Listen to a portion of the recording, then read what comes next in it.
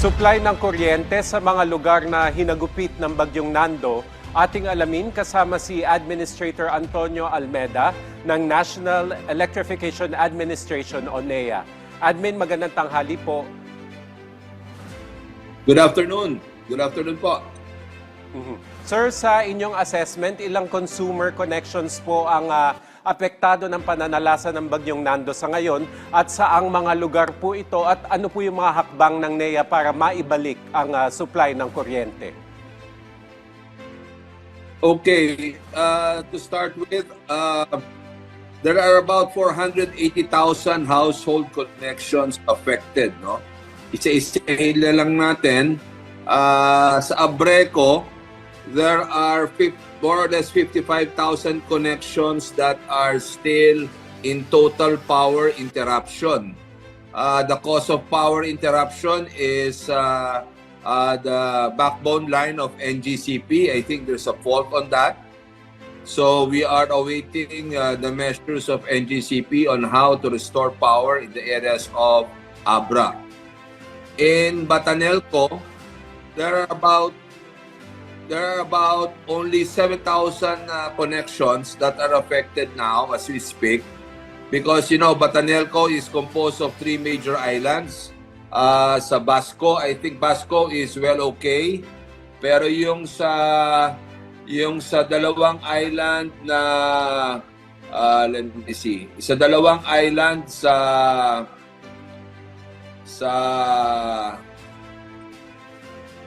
let me check. Sa dalawang islands, Sabtang and Itbayat, we are still assessing and medyo may kahirapan kasi ang signal doon sa mga area, so wala pang final assessment. But in the areas of Basco, Batanes, the main island, I think it was fully restored already this morning. Same thing with Ilocos Norte and Ilocos Norte Electric Cooperative. There are about 193, more or less, 1,000 household connections, and they are still in total power interruption as of 11 a.m. because of line assessment, no?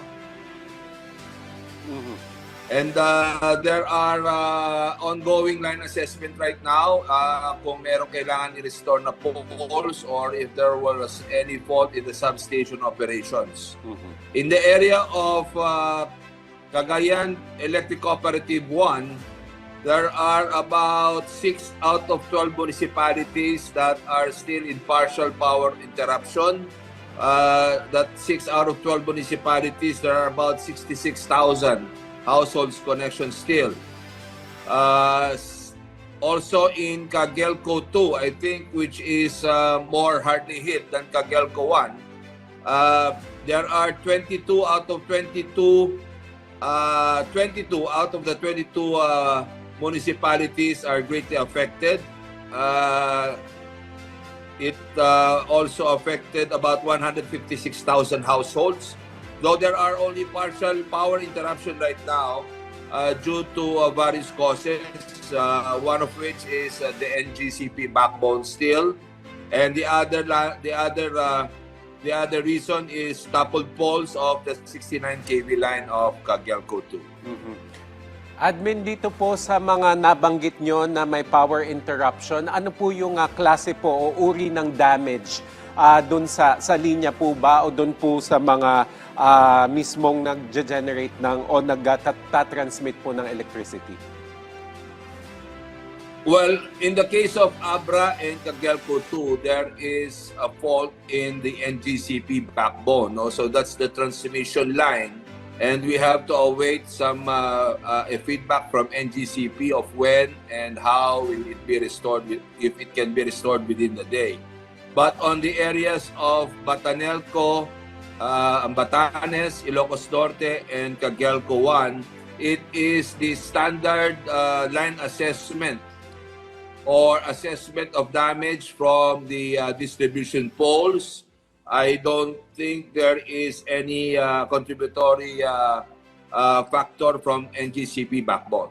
Normally, they would assess, papasadahan nila lahat ng distribution infrastructure, both in trying to assess the damage and to know the extent of value of damage that are involved. Admin, paano po ine-ensure o tinitiyak ng NEA ang resiliency ng mga electric cooperatives sa gitna po ng mga kalamidad na sunod-sunod? Well, NEA is in the forefront of consolidating augmentation. We call it Task Force Kapatiran. No? Once we are able to come up with an assessment, then we will send delegates from the nearby cooperatives to augment and immediately restore power in the area. You know, ang normal na ginagawa ng NEA through the Philippine Rural Electric Cooperatives Association of the Philippines. So ito mga nabanggit po nating may interruption ay yung mga naapektuhan po ng Bagyong Nando. Pero doon po sa nagdaang Bagyong Mirasol, meron pa po bang mga lugar na naapektuhan ng supply ng kuryente? At kung meron pa po, naibalik na po ba sa normal ang operasyon nito? I believe sa Mirasol, we were able to recover already. I think that there was full restoration already on the damage caused by Typhoon Mirasol. So we are now focused just on the typhoon, on the damage caused by Typhoon Nando. I believe, Admin, meron na namang isang tropical cyclone, tropical depression na po ata sa labas ng Philippine Area of Responsibility. So ano po ang paghahanda ng NEA sakali pong manalasa ang tropical cyclone sa ibang bahagi ng ating bansa? Yes, we were advised by that there's also an upcoming low pressure area that might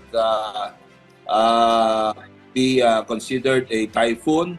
So kami po ay nakikipag-ugnayan na sa DOE Task Force on Resiliency and sa DOST Pag-asa at my NEA DRRMD is in close coordination already. And we are trying to assess. And we have already sent advice that to the concerned electric cooperatives to be on standby. And there is a standard protocol on matters like this. Bilang panghuli, Admin, mensahe nyo na lamang po sa ating mga kababayang nakatutok ngayon, lalo na po doon sa may mga kamag-anak sa mga lugar na wala pang kuryente. To all our televiewers, we are not yet able to come up with an objective assessment. The electric cooperatives in Abra, Batanes, Ilocos Norte, and Cagayan Valley are still in the process of assessing. And rest assured that these cooperatives are in full force to restore power as soon as possible. All right. Maraming salamat po sa inyong oras. National Electrification Administration Administrator Antonio Almeda. Thank you, sir. Maraming salamat po.